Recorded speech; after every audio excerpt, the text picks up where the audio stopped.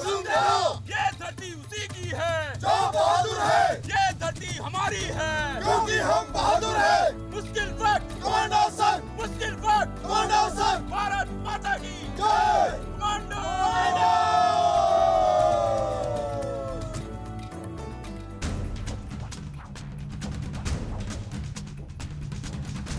वो जमीन पर है खतरनाक, वो पानी में भी है खौफनाक। उनके वार से बचना है नामुमकिन। मगरमच्छ जिसे देखकर कांप जाती है रूह। उन मगरमच्छों की तरह ही ताकतवर है हिंदुस्तान के ये जाबाज। ये है देश के रक्षक, घड़ियाल क्रोकोडाइल कमांडो। मुश्किल वक्त कमांडो सख्त, लेकिन कितना सख्त ये देखना हो तो चलिए हमारे साथ कच्छ की धरती पर, जहां पानी में पलता है दोहरा खतरा, जहां चूकने का मतलब होता है मौत, क्योंकि यहां नजरें गड़ाए बैठा है पाकिस्तान। 8 किलोमीटर के दलदल में जिंदगी फंसकर रह जाती है, लेकिन इस दलदल में भी अभेद्य है बीएसएफ के क्रोकोडाइल कमांडो। इस जानलेवा दलदल में जितनी दुश्वारियां हैं, उतनी सख्त ट्रेनिंग से गुजरते हैं ये क्रोकोडाइल कमांडो। न्यूज नेशन आज आपको दिखाएगा कि मुश्किल वक्त में भी आखिर कैसे इतने सख्त हैं ये क्रोकोडाइल कमांडो। न्यूज नेशन की टीम आज आपको लेकर आई है कमांडो फैक्ट्री में। जी हाँ, टेकनपुर में बीएसएफ की अकादमी वो जगह है जहां महज 70 दिन के अंदर एक फौजी को फौलाद से भी ज्यादा ताकतवर बनाकर एक कमांडो की शक्ल में उकेरा जाता है। कठिन ट्रेनिंग से उसे गुजारा जाता है। 70 दिनों के दौरान उसको न सिर्फ शारीरिक बल्कि मानसिक परिश्रम भी कराया जाता है। कुछ इस तरह की टास्क कराई जाती हैं जिसके बाद वो कमांडो बिना हथियार के दम पर मुश्किल से मुश्किल हालात में, चाहे वो पहाड़ हो, जमीन हो, मैदानी इलाके हो, घने जंगल हो या फिर पानी हो, मौत को मात देकर दुश्मन को नेस्तनाबूद करने की कुव्वत रखता है, वो भी अकेले खुद के दम पर, और कहलाता है कमांडो। हिंदुस्तान के इस क्रोकोडाइल कवच की ट्रेनिंग भी उतनी ही मुश्किल है जितनी कठिन इनकी कर्मभूमि है। इन कमांडो को खास तौर पर पानी में रहने के लिए ट्रेनिंग दी जाती है, ताकि ये घड़ियाल की तरह जमीन और पानी दोनों ही जगह पर दुश्मन का सफाया कर सके। ट्रेनिंग के दौरान ये इसी तरह घंटों पानी में खड़े रहते हैं ताकि दलदली इलाके में इन्हें किसी तरह की दिक्कत न आए।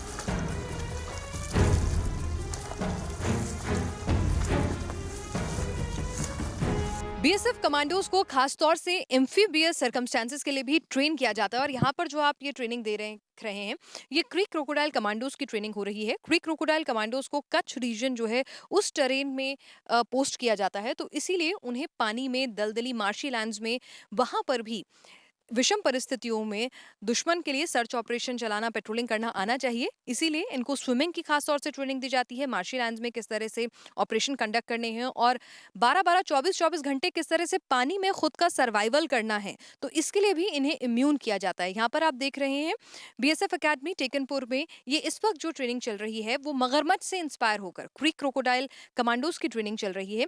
मगरमच्छ जिस तरह से पानी और जमीन दोनों में रह सकता है, उसी तरह से इन कमांडोज को तैयार किया जाता है कि पानी में अगर इन्हें घंटों रहना है, 12-12, 14-14 घंटे रहना है, तो उसके लिए भी तैयार हैं। ये कुशल स्विमर होते हैं, बाकायदा ऑक्सीजन सिलेंडर के साथ डीप डाइविंग करने में भी सक्षम होते हैं। और कच्छ के रीजन में ये कमांडोज जो हैं सबसे ज्यादा काम आते हैं, जहां पर इन कमांडोज को मार्शी लैंड जो है, दलदल इलाका जो है, सर क्रीक का, हरामी नाले का जो पूरा वो जो एरिया है, वहां पर उसके प्रोटेक्शन में ये काम आते हैं। क्योंकि जब कई बार उस एरिया में बोट्स जो हैं वो भी खराब हो जाती हैं, और वो बोट्स जो हैं जब अटक जाती हैं, लेकिन आपको पेट्रोलिंग तो करनी है, अपनी सरहद की रक्षा तो करनी है, और वहां पर कच्छ में सरहद जो है वो बिल्कुल मार्शी लैंड में है, तो वहां पर उस चुनौती को कैसे निपटेंगे कमांडोज, उसके लिए ये खास ट्रेनिंग जो है दी जाती है। आइए इन कमांडोज से पूछते हैं इनको कैसा लग रहा है, कैसा लग रहा है ये ट्रेनिंग लेते हुए। ये एक्चुअल में हमारी ट्रेनिंग का डेली रूटीन है।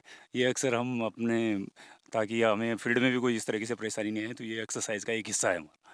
लेकिन ये बताइए कि जब पहली बार गए होंगे अंदर, तब कैसा लगा था? डर लगा था? जब फर्स्ट टाइम गए थे तब तो डर था, पर अब एक्सरसाइज का हिस्सा इसलिए हर रोज़ करते हैं, अभी इसमें परफेक्शन आ गया है।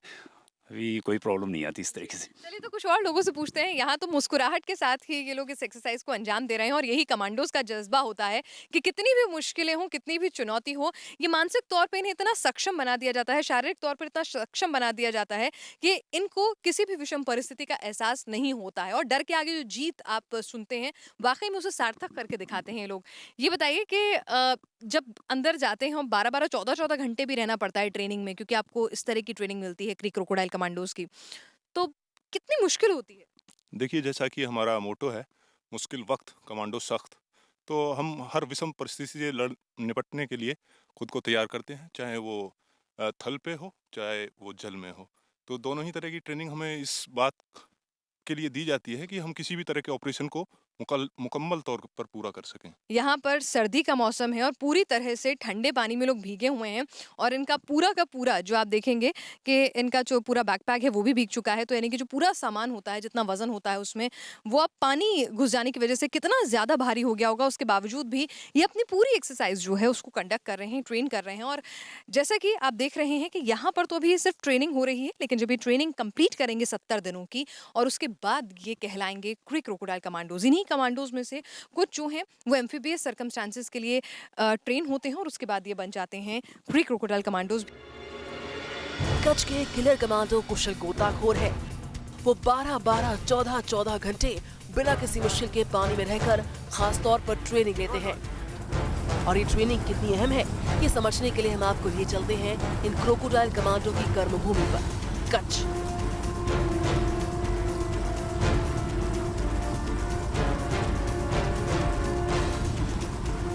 न्यूज़ नेशन की टीम मौजूद है क्रीक क्रोकोडाइल कमांडोज के साथ पेट्रोलिंग के लिए, मॉक ड्रिल के लिए। और यहाँ पर मैं देख रही हूँ कि आप सब लोगों ने पटका पहना हुआ है, ये क्यों है? पटका इसलिए में हम लगाते हैं कि समुद्र में हम अगर फास्ट पेट्रोलिंग करते हैं तो हमारे कैप जो उड़ जाते हैं। और हम पटका जब का इस्तेमाल करते हैं तो जो हमारे जो आँखों में जो नमक वाली हवा जो चलती है उससे जो चेहरे पर इंस्पेक्शन हो जाता है या आँखों में जलन सी होती है, तो इससे हम अपना चेहरा ढक पाएँ, इसलिए हम पटका का इस्तेमाल करते हैं। और मैम आपको मैं सजेस्ट करूंगा कि आप भी पटका पहनें। चलिए, तो अगर हमारे को इनके साथ जाना है तो हमें भी ये पटका पहनना होगा, क्योंकि अभी जितना हमने महसूस किया है, यकीन मानिए कि वो जो खारे पानी से भरी हुई वो जो नमी वाली हवाएं हैं वो चेहरे पे सीधा आके लगती हैं जब बोट की स्पीड बड़ी होती है और फास्ट पेट्रोलिंग होती है, और वो आपको एकदम चुभती हुई सी लगेंगी कि जैसे आपका चेहरा जो है वो काट कर रख देंगी। तो आप अंदाज़ा लगा सकते हैं कि हम तो यहाँ पर आधा घंटा 1 घंटा इन लोगों के साथ इस पेट्रोलिंग में हिस्सा बन रहे हैं, लेकिन ये लोग ये काम घंटों करते हैं, दिन रात करते हैं। तो इनके लिए सेहत के लिहाज से लिए भी ये कितना मुश्किल भरा होता है। तो ये पटका मुझे पहनना नहीं आता, आपको मेरी मदद करनी होगी। तो चलिए, मैं भी इन्हीं के रंग में रंगते हुए तैयार होती हूँ इस पेट्रोलिंग के लिए। चलिए, तो हम भी तैयार हो चुके हैं पेट्रोलिंग पर जाने के लिए और हमें भी अपनी गलती का एहसास हो गया है जब हमने बिना इस पटके के, बिना बाल ढके हुए और बिना चेहरे पे कोई कवर लिए हुए फास्ट जब स्पीड बोट थी तब उस पेट्रोलिंग का हिस्सा बनने की कोशिश की। चारों तरफ खारे पानी का समंदर और वहाँ गश्त लगाते बीएसएफ के वीर जवान। हालात इतने मुश्किल हैं कि हवाओं में घुला नमक भी इन जांबाजों की कड़ी परीक्षा लेता है। कई बार इस नमक की वजह से जवानों के चेहरे तक फट जाते हैं, आंखों में इतनी जलन होती है कि देख पाना भी मुश्किल हो जाता है। और इस चुनौती को दोगुना कर देती है समंदर की उफकती लहरें।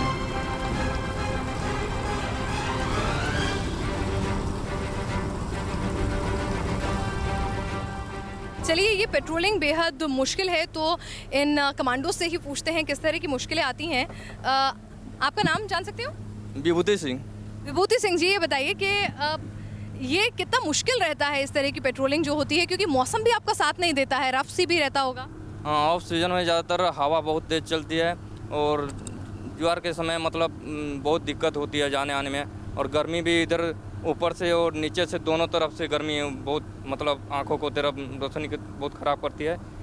गर्मी के मौसम में जब 50 डिग्री सेल्सियस को पार कर जाता है पारा, तो ऊपर से अगर सूरज जो है वो हमें तपा रहा होता है तो नीचे जो उसका रिफ्लेक्शन होता है पानी में जाकर वो सीधा आंखों पर आता है, आंखों को चुंधिया देता है। तो आंखों के लिए वो बेहद हानिकारक भी होता है और पेट्रोलिंग में जो है वो एक दिक्कत का सबब भी बनता है।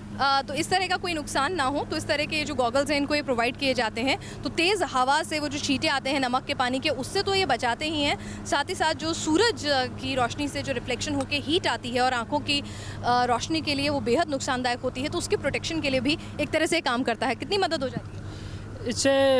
आँखों का बचाव रहता है, बहुत सारी प्रॉब्लम आँखों में होने से ये गूगल बचाता है।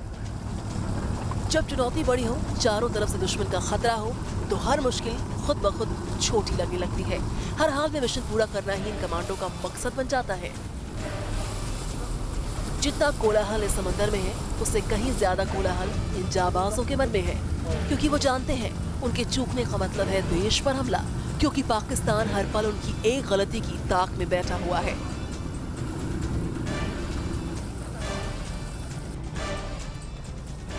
तो हम यहाँ पर आपको दिखा रहे हैं क्रीक क्रोकोडाइल कमांडो फोर्स किस तरह से पेट्रोलिंग को अंजाम देती है और किस तरह से उसकी मॉक ड्रिल्स की जो है वो प्रैक्टिस कराई जाती है कि अगर कोई संदिग्ध बोट नज़र आती है या ऑब्जेक्ट नज़र आता है तो कैसी कार्रवाई करनी है। ये मैं आपको दिखाऊंगी कि ये पेट्रोलिंग बोट है, ये मूव कर रही है, अभी अपनी गश्त पर निकली हुई थी और इस पर क्रीक कमांडोज़ जो हैं वो इस वक्त तैनात हैं। 5 से 6 कमांडोज़ जो हैं आमतौर पर एक पेट्रोलिंग बोट पर निकलते हैं और इन्होंने ये एक मॉक ड्रिल के लिए यहाँ पर ये देखिए कि सामने एक संदिग्ध बोट जो है इन्हें नज़र आई है। इन्होंने पहले से संपर्क करने की कोशिश की है, लेकिन जब कोई जवाब नहीं आया है इस संदिग्ध बोट से, तो ये इसकी तरफ अब आगे बढ़ते हुए चले जा रहे हैं अपनी कार्रवाई के लिए। ये मॉक ड्रिल है, ये भी मैं यहाँ पे साफ करना चाहूँगी, क्योंकि इस तरह की सिचुएशन में किस तरह से एक्ट करना है, क्या डिफ़िकल्टीज आती हैं, क्या SOPs रहेंगे, उन तमाम चीज़ों का जो है ख्याल रखा जाता है। तो उसके लिए ये मॉक ड्रिल्स जो हैं लगातार कराई जाती हैं सी एरिया में ले जाकर। तो ये जो नाव आप देख रहे हैं, ये एक संदिग्ध बोट के तौर पर यहाँ पे नाव जो है आइडेंटिफाई हुई है और अब आप देखिएगा कि इसको सिग्नल दिए जाएंगे, इससे पूछा जाएगा कि भाई ये कौन है, इसकी आइडेंटिटी क्या है, और अगर शक होता है तो फिर आगे क्या कुछ कार्रवाई रहेगी वो भी हम आपको दिखाते हैं।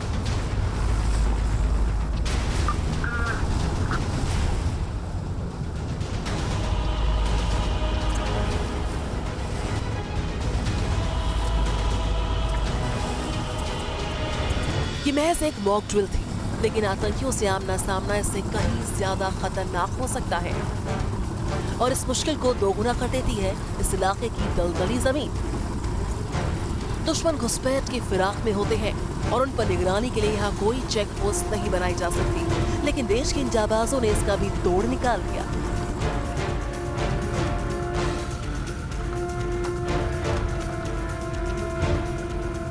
देश की रक्षा के लिए सदैव तत्पर तैयार रहते हैं BSF के जवान और इसी कवायद में वो देश की सीमा के बेहद नज़दीक बनाते हैं अपनी BOPs यानी बॉर्डर ऑपरेटिंग पोस्ट, ताकि किसी भी अप्रिय स्थिति में वो तुरंत जो है हमला कर सके। लेकिन ज़रा सोच के देखिए कि जब कच्छ का ये वाटर बॉडी से सराउंडेड क्रीक टेरेन होगा तो ऐसे में सीमा के नज़दीक आखिर BOPs कैसे बनाई जाएं? तो उसका जवाब है ये फ्लोटिंग BOP जो BSF ने तैनात की है। जी हाँ, इस वाटर बॉडीज़ में इस तरह के टेरेन में सीमा के नज़दीक टेरेन पर BOP बनाना जो है वो नामुमकिन है, क्योंकि यहाँ पर जो है पूरा मडी इलाका है, दलदली इलाका है, कोई भी कंक्रीट स्ट्रक्चर जो है यहाँ बन ही नहीं सकता है। यहाँ पर जो बेड्स हैं उन पर भी नहीं बन सकता है क्योंकि ज़मीन बेहद दलदली है। तो यहाँ पर इस तरह की एक फ्लोटिंग बोट जो है स्टेशन की गई है और यहाँ से ये मूव करती रहती है देश की इस समुद्री सीमा के बेहद नज़दीक, इस क्रीक सीमा के बेहद नज़दीक, और उस पर दिन रात 24 घंटे 365 दिन नजर बनाए रखती है। क्रीक के इस इलाके में सबसे मुश्किल चुनौती है हरामी नाले की निगरानी। 1965 में पाकिस्तान इस नाले से घुसपैठ की कोशिश कर चुका है और आज भी वो हर पल यहाँ मुश्किल खड़ी करने में जुटा रहता है, लेकिन इन कमांडों ने पाकिस्तान के लिए चुनौती को बढ़ा दिया है। दलदल और पानी के बीच हरामी नाला पोस्ट बनाकर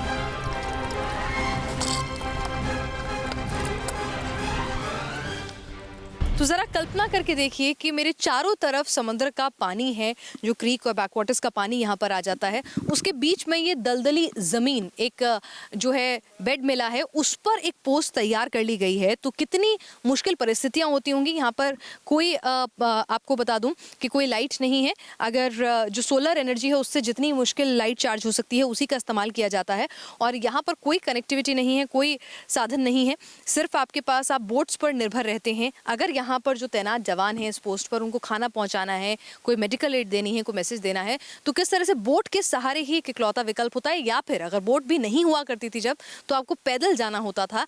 और ऑल टेरेन व्हीकल जब 2009 में इटली से यहाँ पर इंडक्ट किया गया तो वो मददगार साबित होता था। लेकिन कई बार ऐसी परिस्थितियाँ आज भी आ जाती हैं जब पैदल इस कीचड़ के रास्ते में 8 किलोमीटर चलकर जो आखिरी पिलर है और वो पिलर के पास 1175 जो पोस्ट है वहाँ पर जाकर जो है आप अपनी तमाम ज़रूरतें पूरी करते हैं। तो आप ज़रा सिर्फ कल्पना भर कर लीजिए कि आपके आसपास सिर्फ पानी ही पानी नज़र आ रहा हो, घुप अंधेरा हो, और यहाँ पर बीएसएफ के जवानों को रात भर चौकसी रखनी होगी तेज़ हवाओं के बीच में, जो नमकीन हवाएं होती हैं किस तरह से आपकी खाल को चीरती हुई वो आगे आती हैं, और पानी हाई टाइड का कई बार आपके घुटनों तक बढ़ जाता है, कई बार अगर सी रफ हो तो उससे भी ऊपर तक बढ़ जाता है। लेकिन ये अपनी ऑब्जर्वेशन पोस्ट में यूं ही डटे रहते हैं अपने हथियारों के साथ और पूरी विजिल जो है वो बनाए रखते हैं। तो बस एक कल्पना भर कर लीजिएगा, तब आपको अंदाज़ा हो जाएगा कि ये जो कच्छ का टेरेन है इसको प्रोटेक्ट करना कितना मुश्किल है और कितनी विषम परिस्थितियों में सीमा सुरक्षा बल के ये प्रहरी आपकी और हमारी रक्षा कर रहे हैं, देश की सीमा की रक्षा कर रहे हैं।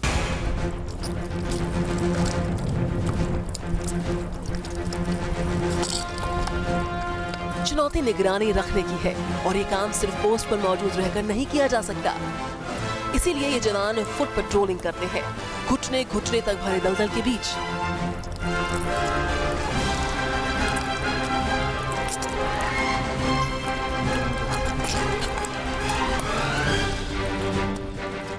किस तरह से जो ये कच्छ का क्रीक रीजन है ये कितना डिफ़िकल्ट टेरेन है, और यहाँ पर वाटर बॉडीज़ के साथ साथ बीच में कई बार इस तरह की जो दलदली इलाके हैं वो भी आ जाते हैं जहाँ पर आपकी बोट जो है आगे नहीं जा सकती है।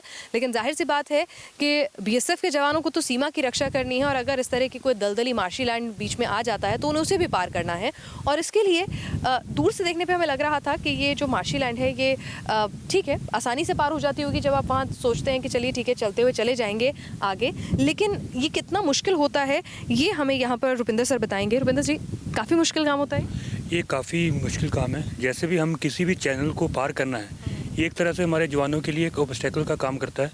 ये कंट्रोल्ड है, ये बहुत ज़्यादा गहरा दलदल नहीं है, आप लोगों को इससे गहरे दलदल में जाना होता है। इससे भी ज़्यादा हम यहाँ पानी ओके यहाँ पर देखिए, अगर ये मेरे को सहारा ना दे तो शायद मेरे लिए यहाँ पर मैं पूरी धंस जाऊँगी, ये बिल्कुल यकीनन। और पीछे नीचे मछलियाँ भी हैं जो आपके पैरों पर आती हुई नजर आएंगी, जो तो आप देख रहे हैं इनके लिए कितना आसान काम होता है। और ये मेरे को बोला गया है कि कंट्रोल्ड दलदल है, ज़्यादा गहरा नहीं है, और यहाँ पर इनकी मदद के बिना मेरे लिए निकल पाना बिल्कुल नामुमकिन है।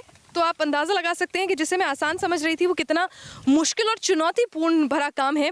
तो इन बीएसएफ के क्रीक क्रोकोडाइल कमांडोज को मेरा तो सलाम है भाई, कि ये अगर कुछ हल्का फुल्का दलदल है जिसमें जान का खतरा नहीं है तो ये लोग तो भाई किस तरह के दलदल से जो हैं वो बाहर निकलते होंगे, और किस तरह से इसमें कई बार लाइफ थ्रेटनिंग इनके लिए हो जाता है। आप इसका अंदाज़ा लगा सकते हैं, क्योंकि मेरे लिए इस कंट्रोल्ड एरिया में ही ये अनुभव जो है वो कर पाना बेहद मुश्किल भरा रहा है। सुबह से लेकर शाम तक और फिर शाम से लेकर रात तक यूं ही ये जवान हर पल खतरे से लड़ते रहते हैं, और इस मुश्किल वक्त के लिए ही इनकी ट्रेनिंग भी मुश्किल होती है। इस दौरान शरीर पर भारी भरकम वजन के साथ इन्हें इसी तरह रेंगते हुए आगे बढ़ना होता है, वो भी तब तक जबकि इनका पूरा शरीर पानी में भीगा हुआ होता है। चलिए, तो यहाँ पर आप जो है बमुश्किल इतना भीगने के बाद, इतने वजन के बाद जहाँ मुश्किल से खड़े भी हो पाते हैं, वहाँ पर इनको दुश्मन से लोहा लेना है तो मार्शी लैंड में हो सकता है सीधा खड़े होकर नहीं चल सके। तो सोचिए, इतने भारी भरकम बूट हैं, उसके बाद इनके ओवरऑल्स हैं, फिर इनका ये पूरा बैकपैक है, और उसके बाद क्रॉल करना। यकीन मानिए, देखकर ही ये इतना मुश्किल लग रहा है, तो जब करना होता होगा तो ये कितना मुश्किल काम होता होगा। और 70 दिन की ट्रेनिंग के दौरान रोज़ इनकी एक्सरसाइज का ये हिस्सा होगा। 70 दिनों तक की जाबाज यूं ही खुद को ट्रेनिंग की आग में तपाते रहते हैं। इस दौरान इनका जिस्म ही नहीं, इनकी सोच भी फौलादी हो जाती है, जिससे टकराकर दुश्मन हो जाता है चूर चूर।